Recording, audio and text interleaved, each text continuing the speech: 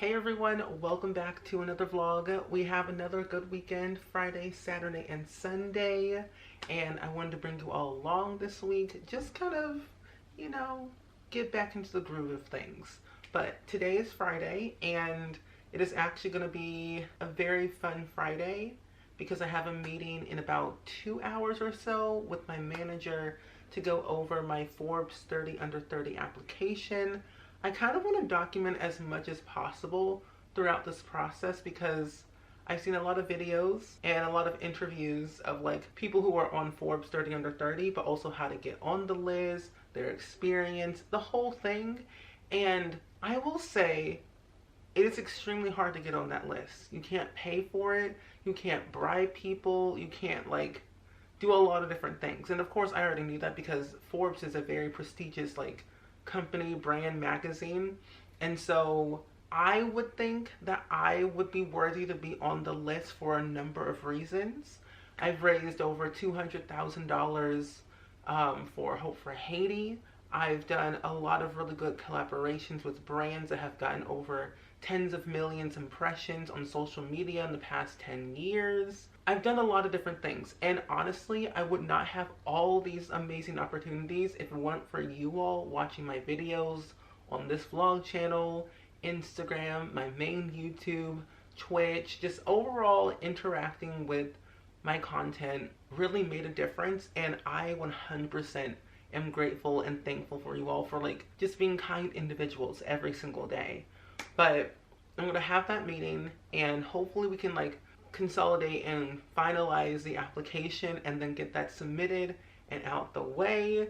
And I just want to just take that time to realize like if this happens, then that's literally the last thing on my list that I wanted to achieve before I was 30.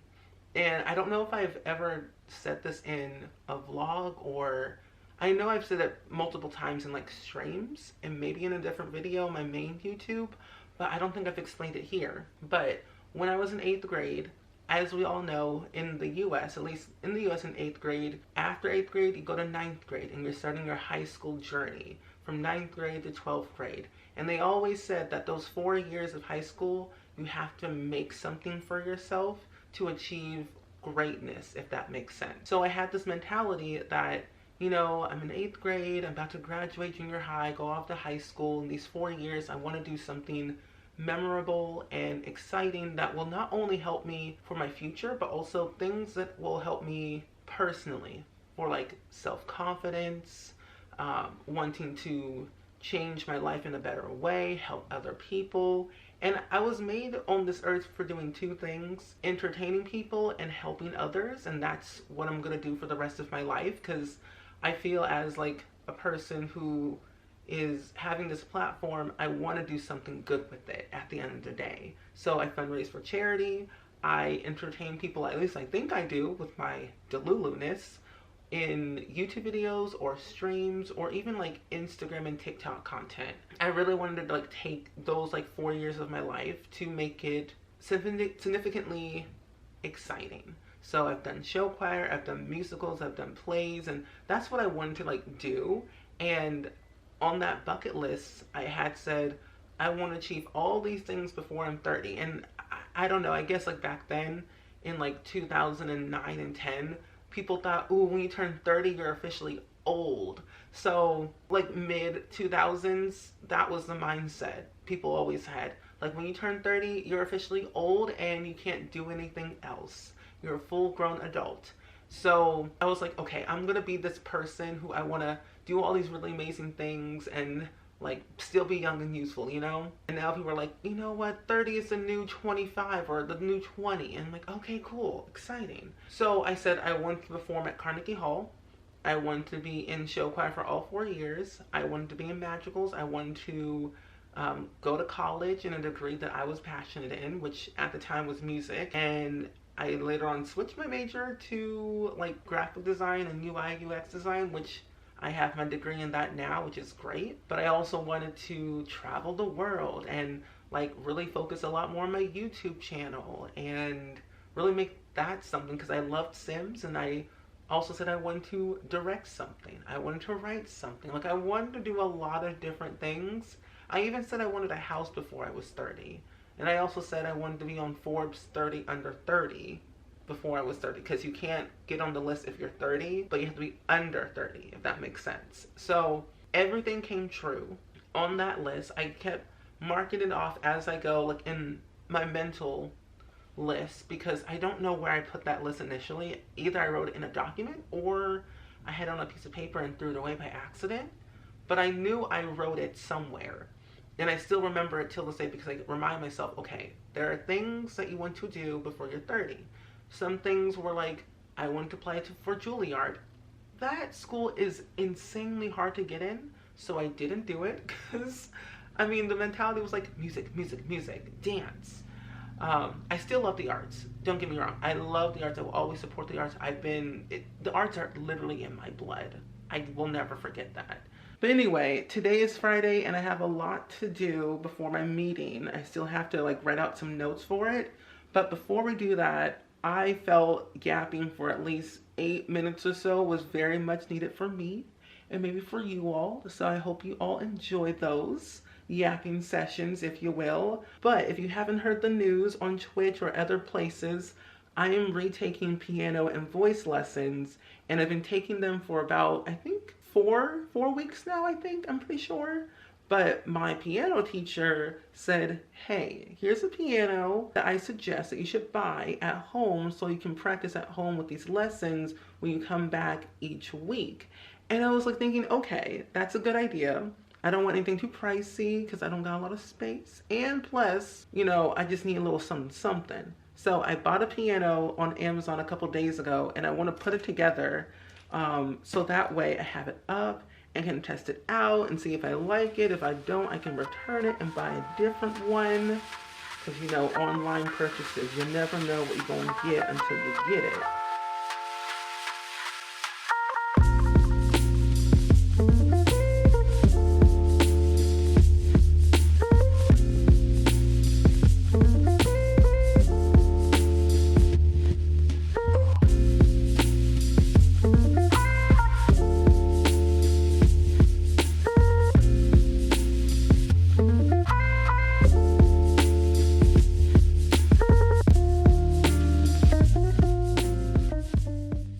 This is gonna be a lot of work. I might do a time lapse.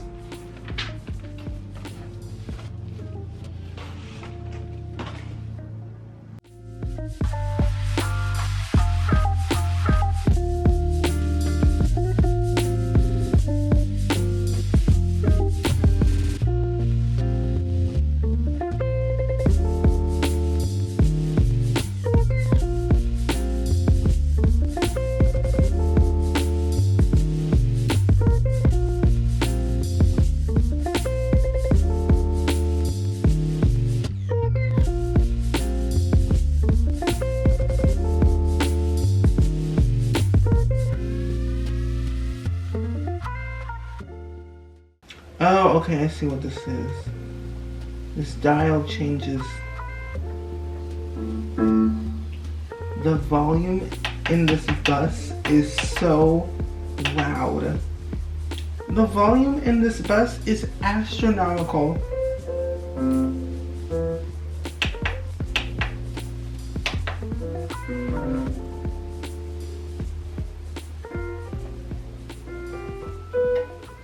Ooh-wee. Okay, so I am about to hit submit of my Forbes 30 under 30 application for 2026. Crossing the fingies, the toesies, and all the things that I do hear something back in terms of they need more information. If I don't hear anything back, at least I submitted it and I did the thing. Little me will be very, very, very excited. So let's go ahead and click submit. Thank you for your nomination. Your nomination was successfully submitted. Oh my gosh. I did it. I did it. Hey everyone, it is the next day. It is Saturday and me, my mom, and my dad are about to head out to take Randy Joe to day camp and then get some breakfast.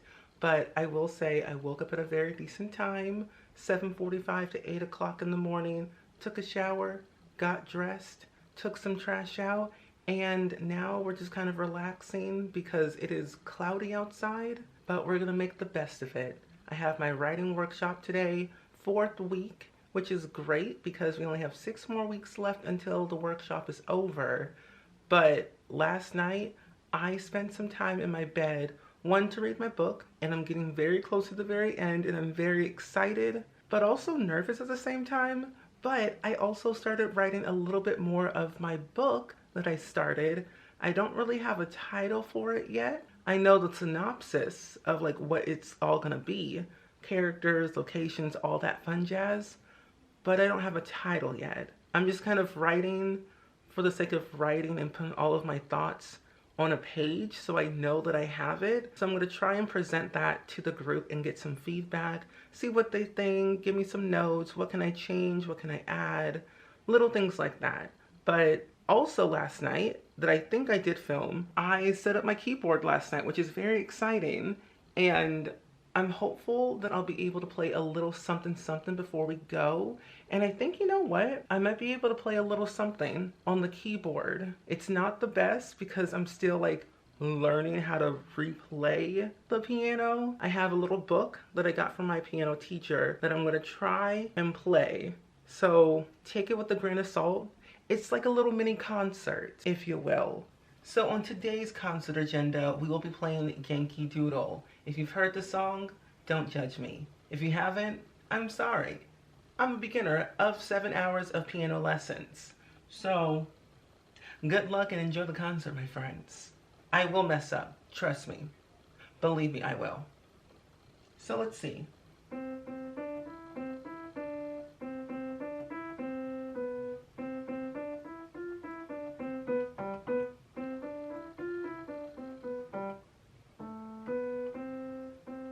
I think so. Let's see this. Let's try that again. Let's try that again.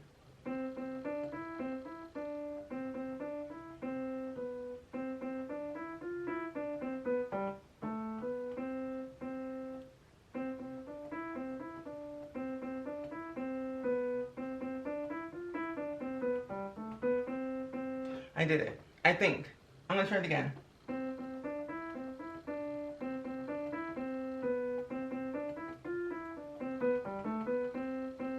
But anyway, thank you all for coming to my concert. I will not be taking any autographs at this time. But if you do want to buy my album, you can go to Please Buy My Album Because I'm Broke, Sad and Alone.com/Piano with Steven. My pre-orders will be about $500. It will be coming out on April 45th, 2045. So if you ever want to do that, you can. Also nominate me for the Grammys, the AMAs, Tonys, all the things, because I will win. And yeah, so just do that. Please buy my album. $500 for the pre-order. When it goes out on, you know, the public, after pre-orders, it'll be $1,000. So do what you want to do. Have fun with that and enjoy the songs, my friends. Yeah. Honestly, I'm joking. This is all satire. But imagine though if I won an album of the year for Yankee Doodle. That would be funny. Hey everyone, it is Sunday and I am in my basement at the moment to do a little change of scenery so that way I'm not in my office going stir crazy.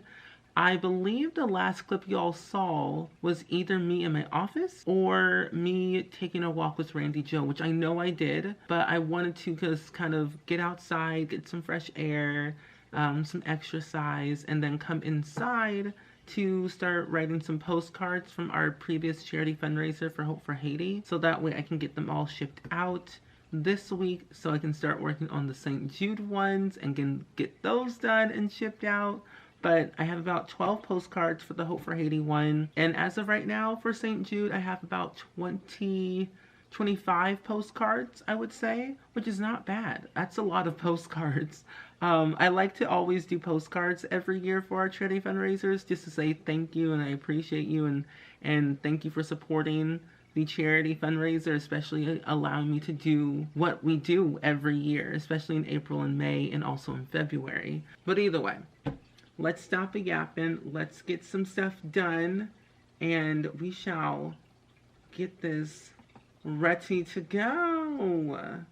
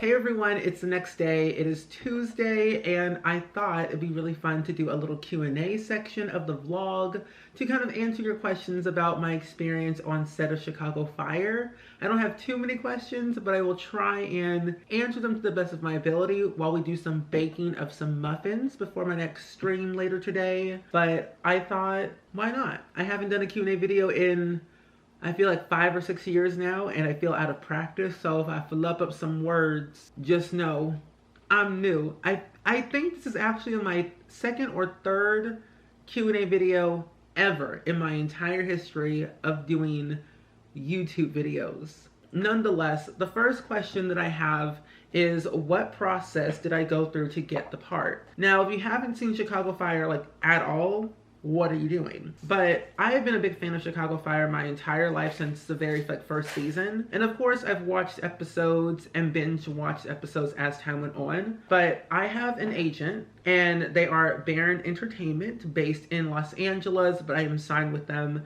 with Chicago and Atlanta. And of course, Chicago Fire, the Chicago shows are all filmed locally in Chicago. And it's like 4 hours away from me, so it's like not that far. And I've been there several times. But my agent at Baron Entertainment got me the audition, and I had to do the job as an actor to perform said like scene to the best of my ability to submit to the casting director. And the casting director for Chicago Fire is Sarah Isaacson. And thanks to them, they loved my self-tape. They sent it off to the producers and the higher up people, so that way they can, you know, okay me, Taft-Hartley me, so that way I can be on this project, because Chicago Fire is a SAG-AFTRA, like SAG project, and I was non-union at the time, and so in order for a non-union actor to work on a SAG project, the production has to Taft-Hartley them in order to work on that. I've never been on a SAG project like ever in my life, and I've only been acting for a couple of years. I've been training constantly at Actor Site with my coach, Kimberly Crandall, and of course doing voiceover at Voiceover Camp. And I've just been doing a lot of trying to refine my skills in comedy, improv, drama scenes, commercials, just everything around acting I've been trying to do. And I've always wanted to be an actor. It's another form of storytelling for me. I do a lot of it in The Sims, and so being able to do it just like in a different way was exciting to me. So when I did the audition, I submitted it literally the day of when I got the audition. It's always best to do it at least 24 or 48 hours after you get the audition. But this was actually a very quick turnaround audition. So I got it I think like at 2 something, and it was due at 5 that day. I don't know. All I know, I submitted it within 2 hours of getting it and submitted it, and then literally I streamed that same day, and then the next day I went to Chicago just for a whole other thing with my dad to do like a nice little father fun trip, go see the Chicago Zoo. Loved it. And then throughout this whole entire weekend I got an email from my agent saying I was pinned, and then pinned on like availability. And then I get another email saying, you booked the role for Chicago Fire. And I was freaking out with my dad. I called my mom saying, oh my gosh, I just booked Chicago Fire for the very first time. And it was kind of weird because throughout walking through Chicago, me and my dad were just walking out in the streets.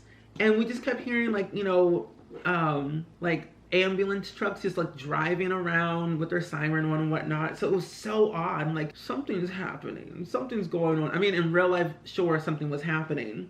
But I was like thinking, is this a sign? Is this a sign? And like, honestly, it's never up to me. Like, of course, all my job is to do is like audition and hope that I get it. If I don't, I don't. If I get it, really exciting. But you know, hey, you submit it and then you don't worry about it for the rest of your life. They always say never overly obsessed over if you got the role, if you got, you know, the job or whatnot, because if you overly obsess, you will go stir crazy. But another question that goes in hand with the whole prosthetics and everything was that when people saw my throat on screen being sliced open, they were all like shocked and scared because like special effects makeup is so freaky. But when I got the prosthetics, it was really cool because when they scheduled the time for me to do it at the Sin Space Studios where everything was being filmed at, the head of the special effects department, Chris Payne, and Francis, these 2 lovely people took their time out of their day. It was their job, of course, but it's like it took an hour to do the prosthetics the first time. And I have a time lapse that I have on my Instagram if you want to go watch it. But it took about an hour to get the first prosthetics done and make sure things are all good.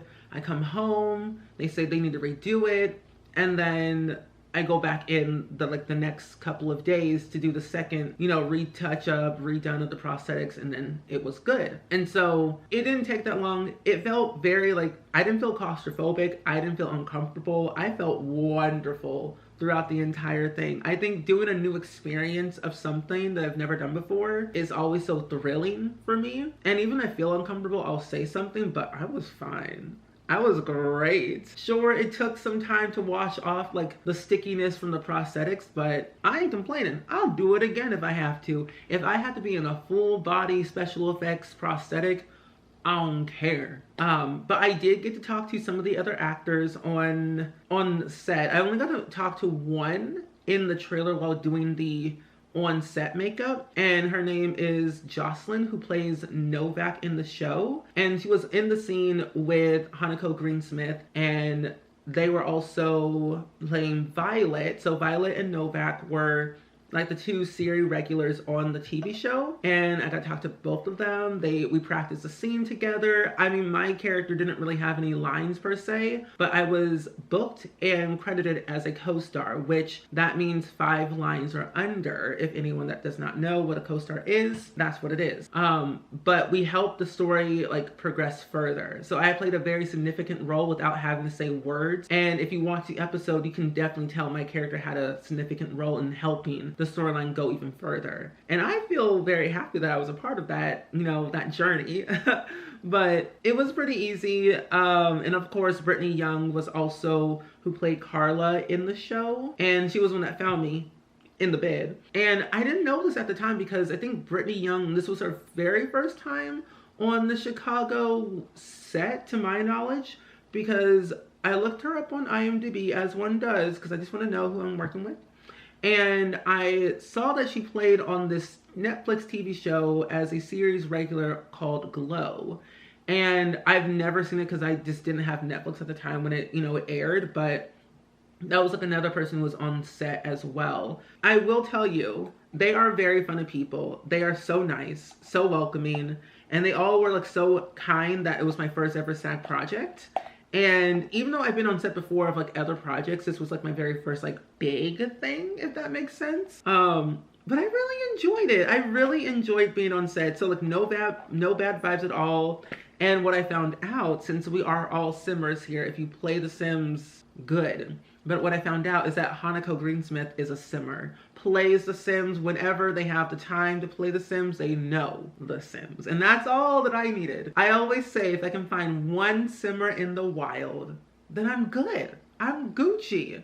So that was lovely to find out as well. But it was just good overall. Also, I need to change my camera, so I will be right back. Okay, we are back. I've changed the battery for my camera and we are good to go. But for the next question is, how long did it take to film my scene? Now, my scene didn't really take that long to do because I was laying in the bed the entire time. Not the entire time, but the scene I was in the bed. But my call time, I had to be there promptly at, ooh, that's a lot of salt, yikes, there we go. Anyway, but my call time that I had to be there was at 8:18 a.m. in the morning, and I had to be ready by 10:48 a.m. to like report to base camp and do like hair and makeup and stuff. So I was there before like 8 o'clock. Okay, so I'm first time on set. I wanted to do a good job, make sure things were all good. So I got there like at 7:30 in the morning.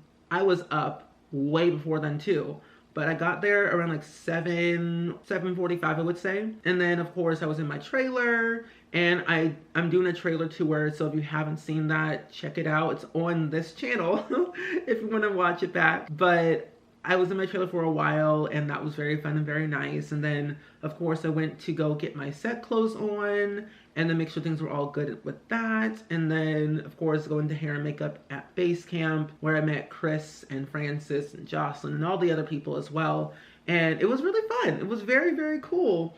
And that didn't take that long. And then, of course, we started filming, I think, around like 11, 12, somewhere around that time. I don't remember, but I would say I was there for a good solid 8 hours. 8 hours in the midst of like waiting in my trailer, eating breakfast, getting ready for hair and makeup and special effects. Then of course breaks in between, and then filming the different scenes at different, or same scene at different angles, so we can get ample amount of coverage for everyone. So I would say I think I ended around like 4 o'clock. 4:30, I would say. But the actual scene, I want to say it probably took like 2.5 to 3 hours. 3 hours, I would say 3 hours, 3.5 for the scene alone. But the whole day felt like 8.5 hours, which wasn't bad. I enjoyed my time in the midst of like taking breaks, eating food, eating lunch, all that fun jazz. It was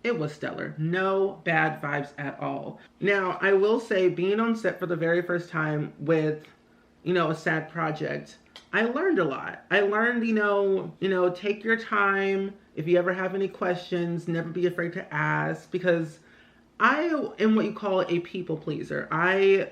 I'm trying to not be a people pleaser, because that just does not help anyone, not even yourself at the end of the day. And I've learned to, like, you know, take my time. If I have any questions, ask somebody, speak up for myself on set, especially if I have like allergies or I need to go somewhere, always ask somebody. And they give you a full-on call sheet of everyone that will be involved in that day. And this call sheet is lengthy, full of names, full of numbers and who they are and what they do. And my acting coach and my agent and my manager, and also the key assistant director, and everyone were so kind and so helpful for the whole entire thing, from setting up the appointment, of getting the special effects makeup done for the first time, scheduling, helping me schedule for the fitting, and then the second prosthetic special makeup stuff, and then being on set the day of set time, throughout the beginning of the day when I got there to the very end. And so it was very smooth without any issues. And I felt so appreciated, not only as like an actor, but also as a person, because at the end of the day, we're all people. We're all doing the same thing. We're all doing a job.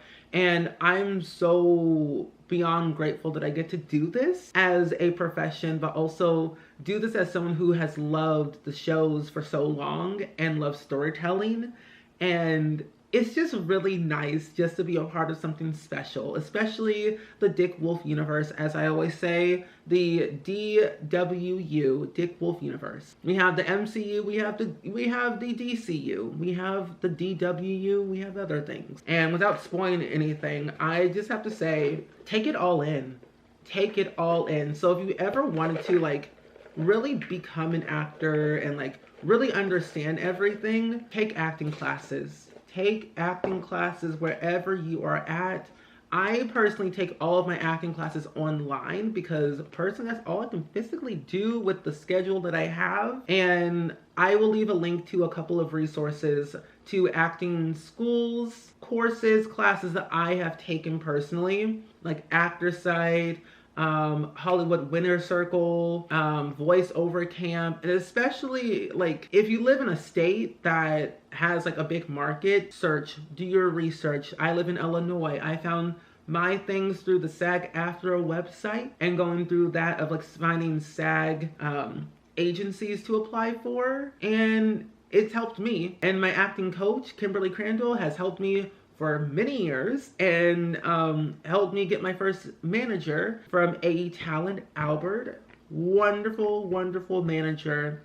And I have a really great team behind me, and I cannot wait to see what we accomplish together in the next couple of years, hopefully, especially in 2025, because I believe that we will achieve greatness in any shape or form, whether it's, you know, booking another co-star, or booking a featured film, or booking my ever first series regular. Like, I would love to be a series regular on some TV show, or at least be on a TV show that I know or not know. Like, I'm open to literally anything at this point. I would love to be on Abbott Elementary one day. For as many seasons as it's been on, I love Abbott Elementary. The humor, the dynamics between every character are so funny. So I would love to do that one day. I would love to be on English Teacher maybe one day. Any drama show. Like, there's so many good things out there in the world that I would love to be in. Even The Pits. I would love to be on Law and Order SVU. Chicago Med, PD. Like, sign me up. I'm ready. And honestly, I would love to be in a Tyler Perry movie one day. And he's based in Atlanta. Either way, those are all the questions for the Q&A portion of the video. So now that we got all the dry ingredients in the bowl, we can now start working on the wet ingredients. So that way we can mix all of those together, get it all good and smushed around, and make some lovely muffins. So I might as well do a time lapse or something so I can watch my shows on my iPad. Because, ooh, I can already tell you this vlog will be lengthy.